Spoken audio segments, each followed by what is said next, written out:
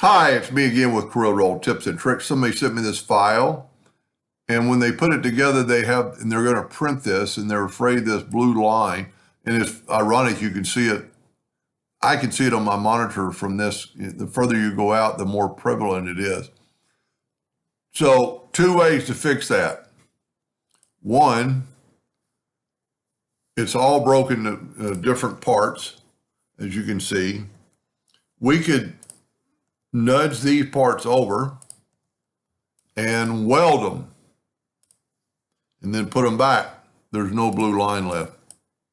It's gone. I need to check off of it so you can see it better. The blue line is gone. Or I made a duplicate of it and I made a mask behind it.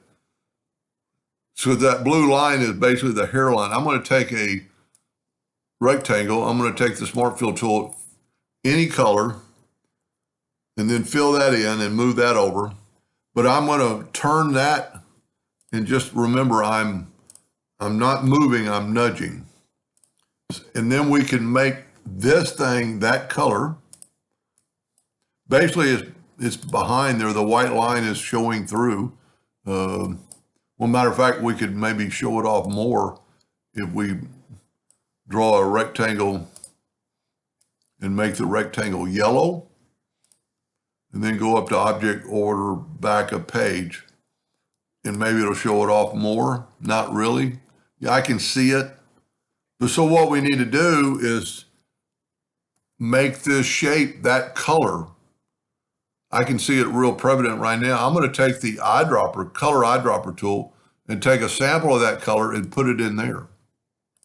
Now move that over and go up to Object, Order, Back a Page. And the line is gone.